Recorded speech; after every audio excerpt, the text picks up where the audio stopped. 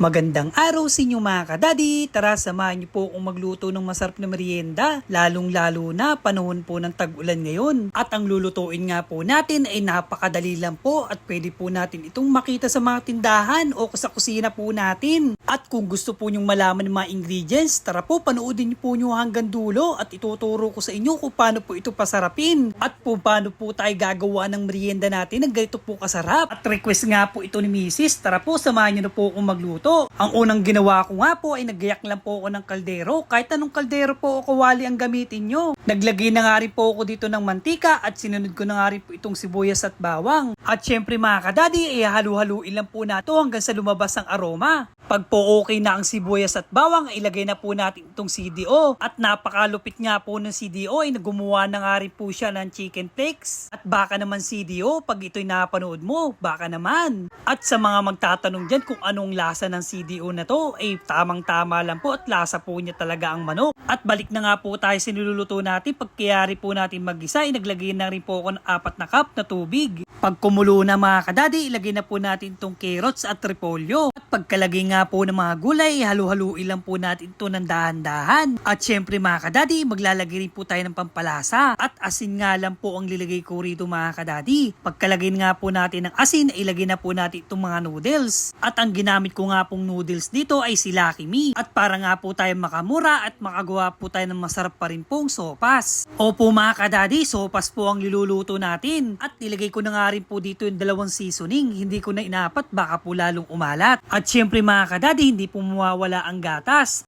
Ang gatas po kasi ang magpapasarap sa sopas. At kung umabot ko nga po pala sa video ito, ay comment below naman po kung tagasang kayo. At pakihit naman po ang follow natin dyan para po sa mga susunod na upload natin ay ma-update kayo. At thank you rin po pala sa mga bagong followers natin yan. At sa mga solid po nating supporters, maraming pong salamat po sa inyo. At kung wala po kayo, ay wala pong Daddy Mike na lagi magtuturo sa inyong magluto ng masarap na ulam o kaya mga merienda. At balik na po tayo sa niluluto natin, ay sakto na po sa akin to. At syempre mga kadadi, bago tayong kumain, ay lagi po tayo magdasal at laging magpasalamat sa Diyos. Siya po ang nagbibigay ng kalakasan at blessing sa atin sa araw-araw. Kaya hanggang dito na lang, eri po si Daddy Mike na lagi nagsasabing mas piliin yung laging masaya. Bye-bye po!